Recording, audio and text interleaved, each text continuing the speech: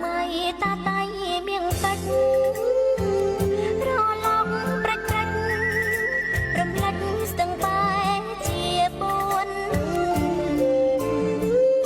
ព្រះសូបាំងកងសំរងកងកាងធំជាតិបានសាងសងខាងសំសួនកងមួយស្ទឹងពួនជួនជួបមាច់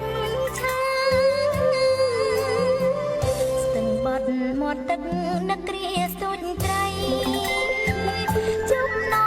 បៃចំនួនចំណៃនេត្រាតាតៃលាក់ខ្លួនពួនថែធម្មជាតិទេសចរក្មេងគ្មានជ្រៀតទៅទេសនា